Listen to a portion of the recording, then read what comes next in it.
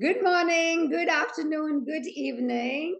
I am so excited to bring to you another guest on the WanderWomen podcast, and her name is Hülya Kurt. A very warm welcome to you, Hulya. Thank you so much. Thanks for accepting me and allowing me to speak on your wonderful podcast, Shivangi.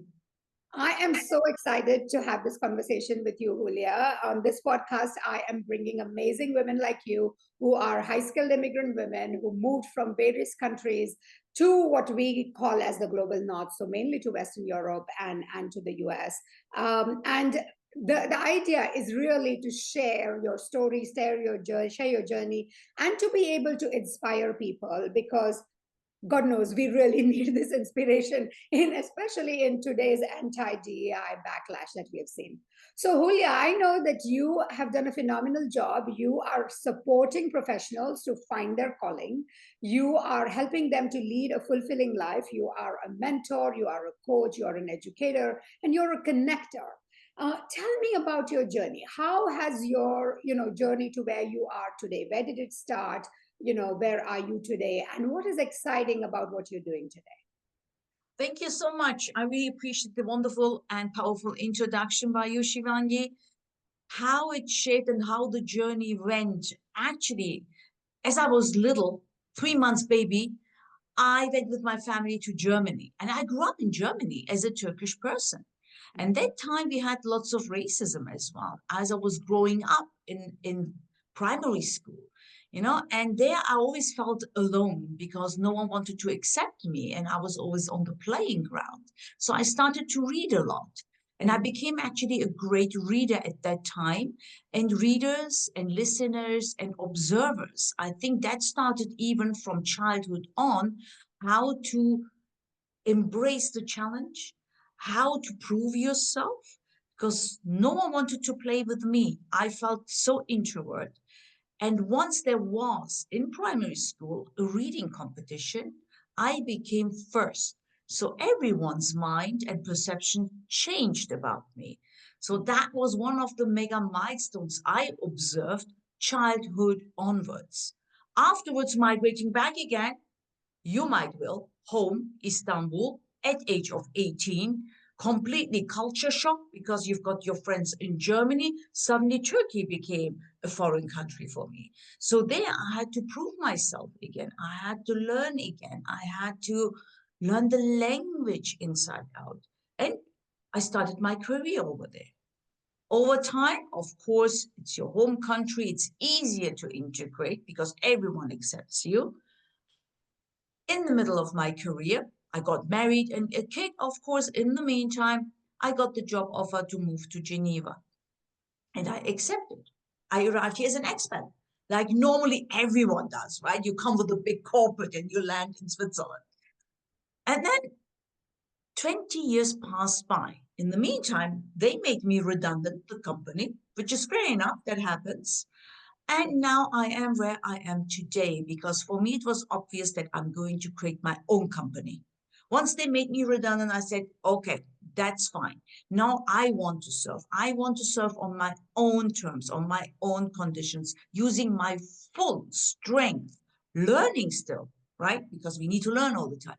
But using my full strength of empowering, energizing, motivating people.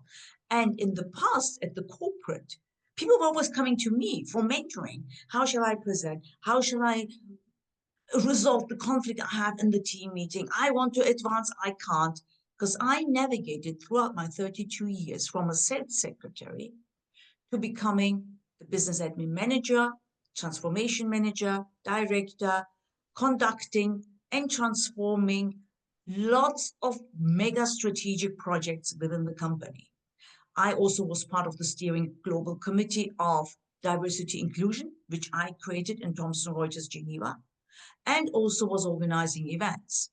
So I maneuvered myself, always raising my hand, voting, opting in for anything which is not really in my sphere, saying, yes, I can do it. I have no clue what, but I learned, I was curious, and that helped me to advance in my career. So that's what I want to use now as a career coach, as a vocation architect, You shall not live an unfulfilled professional life. You're spending so many hours there more than at home. Come on, you can take that action. See, within the organization or outside, to really be content with your own career and with your life because it's conversion, right? I mean, if you're not happy at work, that pringles down, to what? To your family life, and vice versa.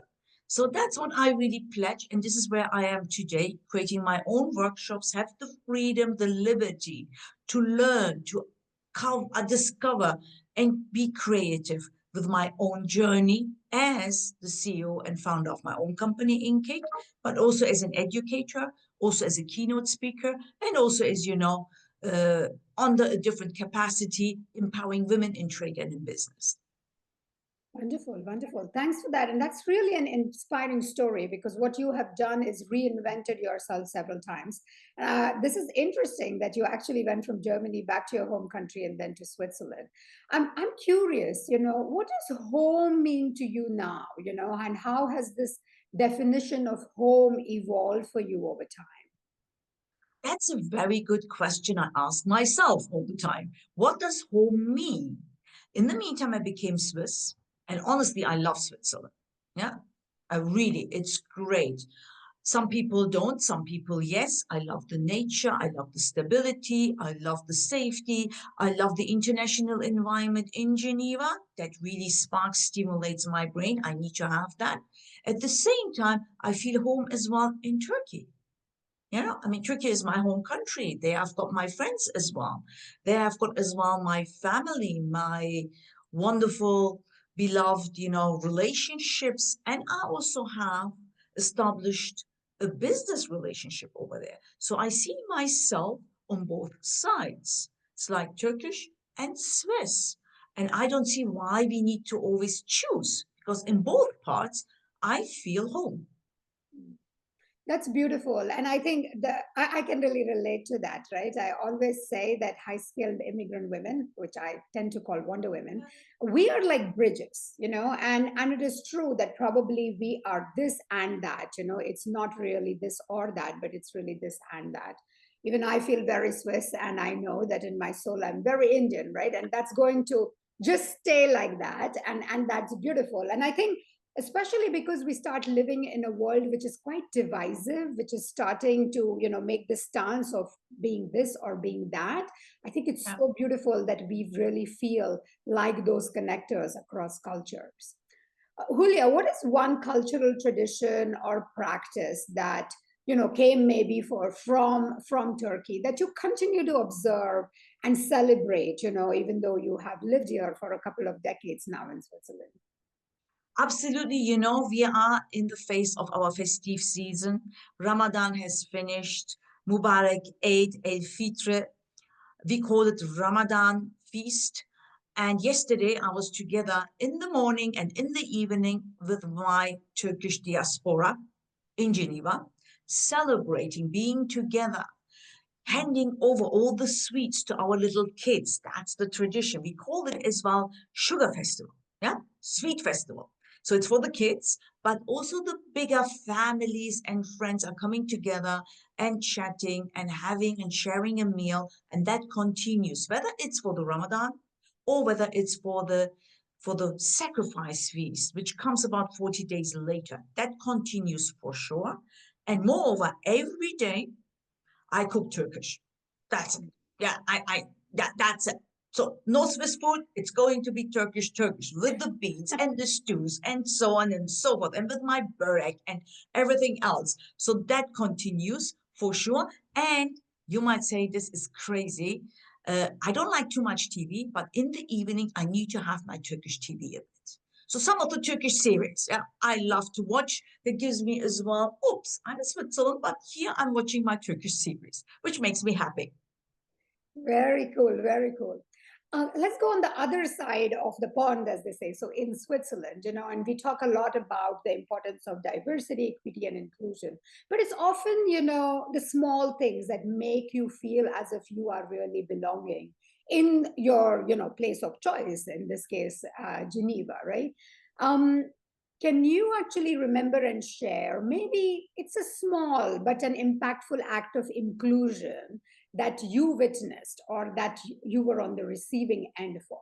I'm just trying to collect like new things, instead of these organizational initiatives that tend to do like, oh, unconscious bias training and this and that.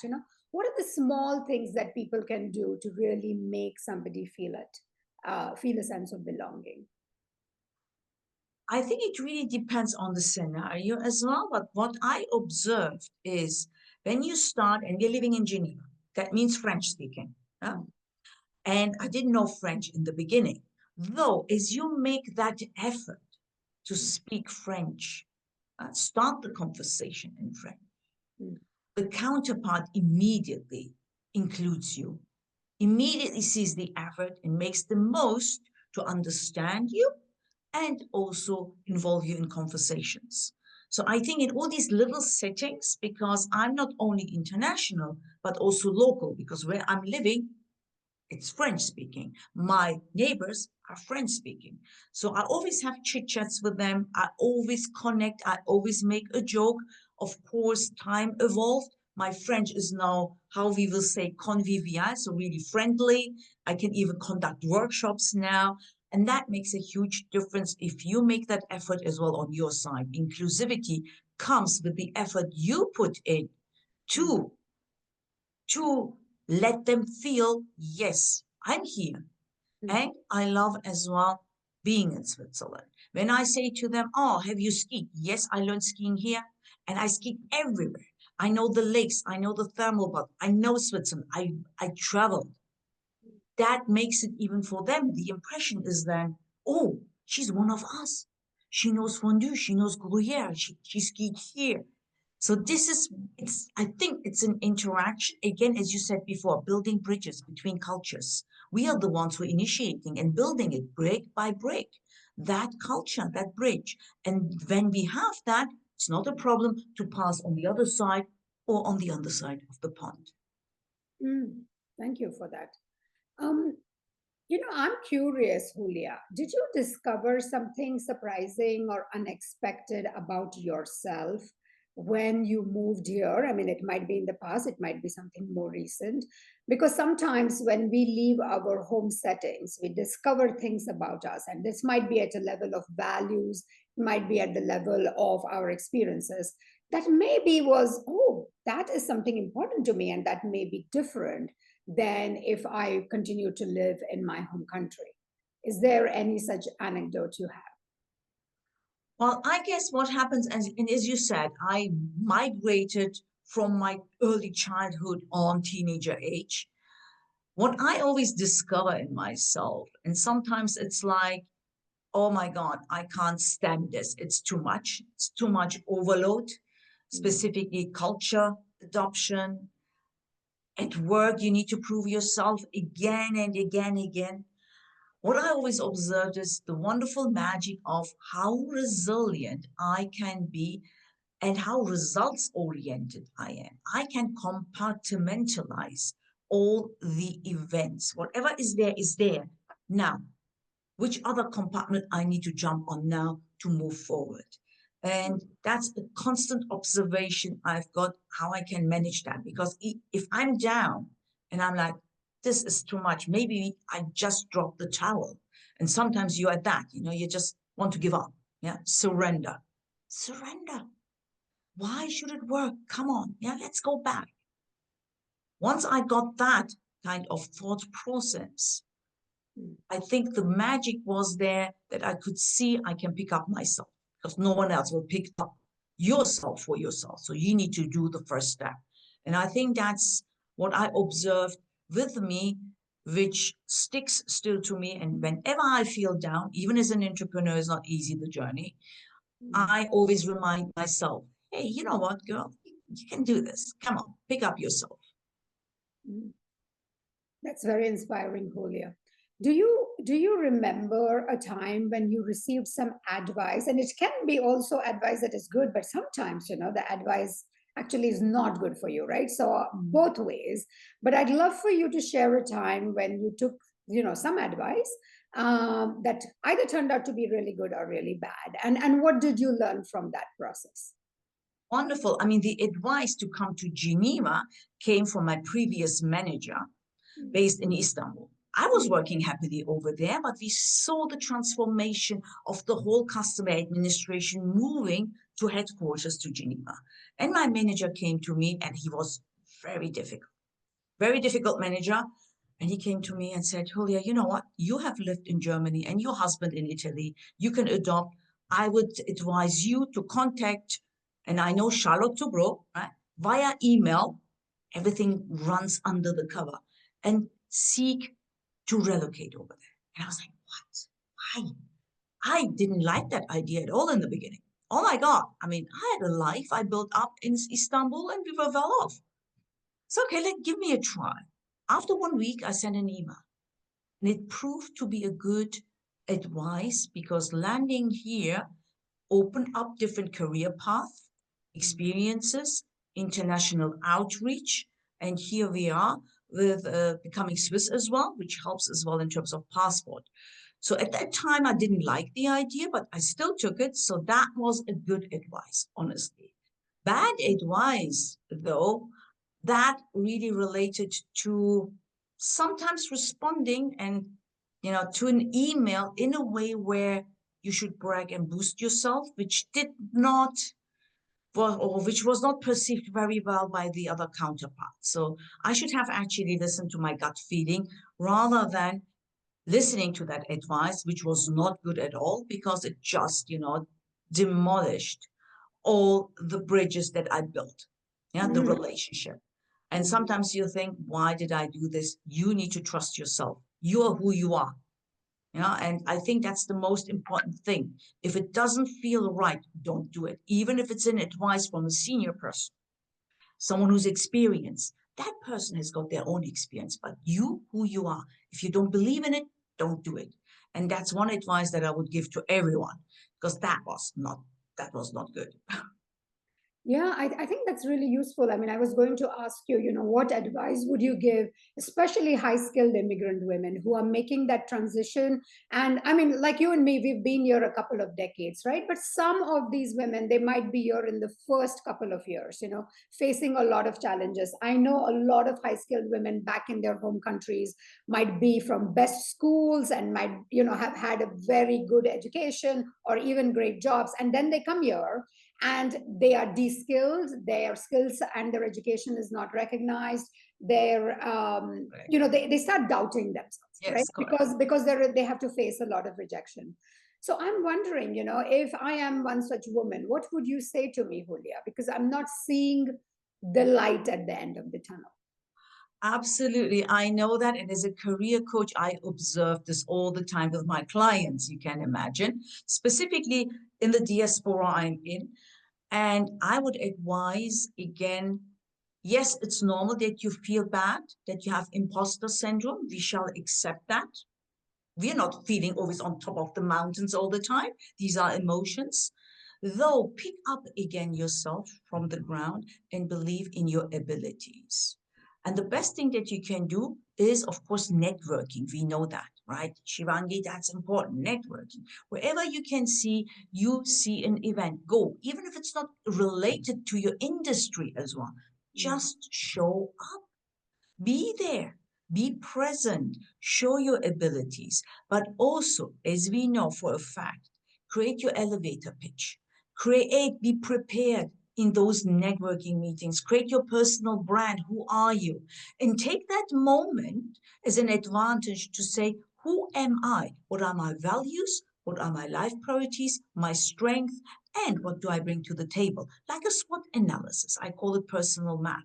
Take that time to analyze yourself and never think that nothing is impossible. Everything is possible.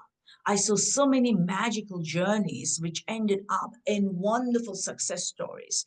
You just need to embrace the journey because it's a journey. It will not happen overnight either. Minimum 6 months to 1 year it takes to actually really integrate and have opportunities. And I think it all goes through that realization that I need to prepare. This is my time for preparing. In terms of mentoring, that what you offer, Shivangi, which is amazing, which is so valuable, which is so precious. Mentoring, find these kind of networks, go out, expose yourself. It's not easy, I know. It's not easy at all. And always look in the mirror in the morning and say, I'm worth it. I love myself.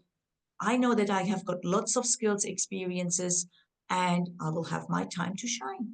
Believe in yourself. It's not easy, but when you are priming your brain every morning, it will make a huge difference. There might be not a light at the end of the tunnel now, but there will be when you are riding with your train towards all the darkness of a big tunnel. At the end, there is always light. Thank you. Thank you so much for that inspiring message this morning.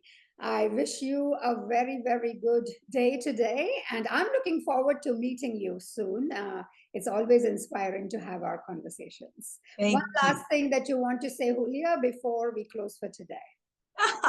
Thank you so much, Shivangi. Well, we did a lot, we touched a lot up. And last thing, again and again, can't emphasize that. We are lifelong students. Never give up on learning. The more you learn, the more you will shine. That is great. Thank you so much. And see you later. Bye for now. Thank you so much. Bye bye.